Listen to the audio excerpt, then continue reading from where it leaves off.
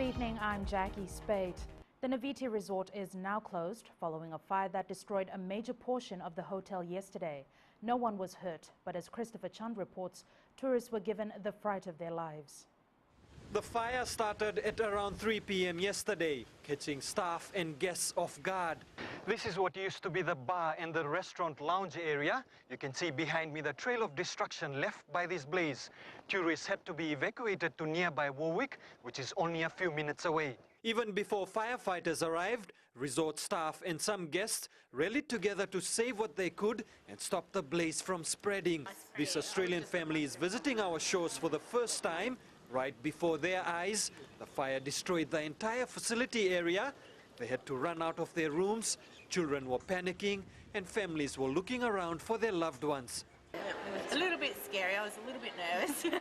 Oh, the kids did have a bit of a cry. Yeah, a few of them. Because Bill came back just to check to see where we were, whether we'd come and that.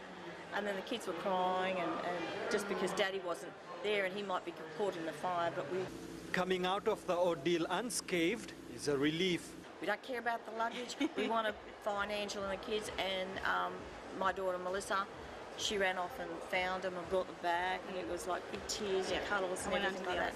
Because, you know, Angela's got the two boys, you know, single mum with two boys, you know. You've just got to keep an eye on them, don't you? Guests are also full of praise for hotel staff and villagers who went out of their way to help tourists. All the villagers, all the people, there with hoses and everything. Yeah. They were doing their getting best. in. It was just... We love the Fiji spirit. that was so well. That was so good. Firefighters had to battle the blaze for over an hour before it was brought under control.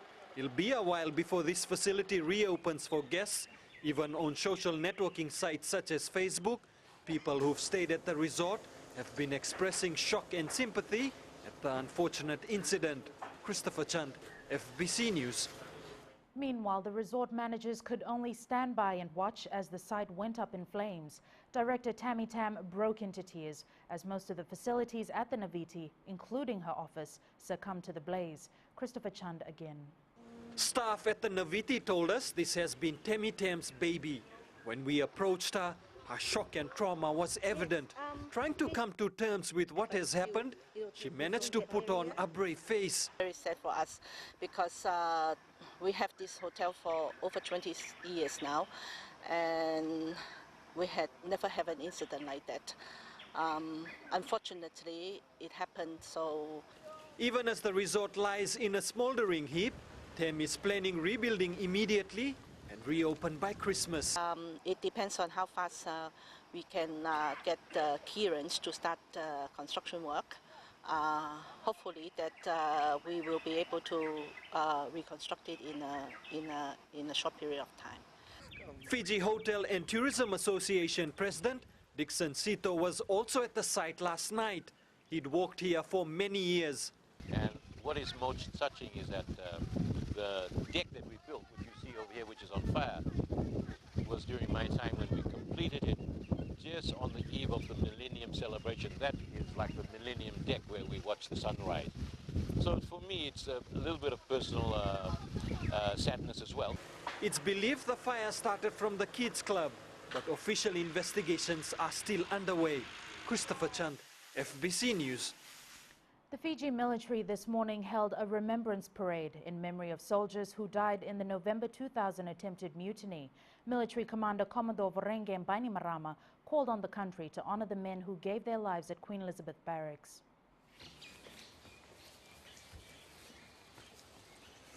Archers! Archers! Salute! This dawn parade is in memory of 3 loyalist soldiers who were shot by CRW soldiers during the attempted mutiny. Today, the second day of November, is a day we must never forget our comrades that gave their life to bring peace to our country. 12 years ago, on this day, a huge firefight erupted as soldiers took up arms against their fellow brothers, trying to bring down the military hierarchy.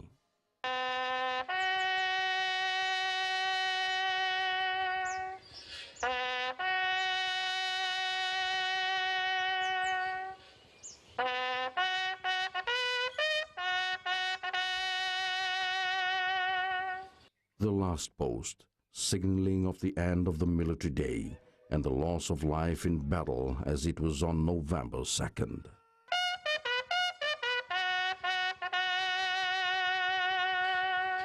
The Reveille, the wake-up call for the fallen live on, never to be forgotten. Some church leaders have forgotten them. Some politicians have forgotten them. We must not forget them.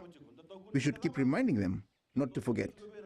From now onwards, the military will guide our country through, take out racism, and bring only peace for the future. One of the deceased soldiers includes Lance Corporal Rawai Lamba. His family was also part of the Remembrance Parade. Today, the 2nd of November, is the day that me and my family will never forget. It is the day our dad died here at the military camp. This parade is held every year as a reminder of the lives that were sacrificed for a peaceful Fiji. Apisolome Doka, FBC News. The Constitution Commission is yet to respond to a statement by the government expressing concern about what it claims is the impartiality of the Commission. The Commission's communications manager, Mithleshni Gurdayal, said they would contact us once they have a statement. Numerous attempts were made today to seek comments from Commission Chairman Professor Yash Gai. Prime Minister Vorenge Bainimarama said the Commission is in breach of provisions of the decree that stipulates its staff and consultants must observe the non-negotiable principles and be politically neutral. The government questioned the appointment of Ratuchoni Mandraiwiwi as a short-term consultant to the Commission.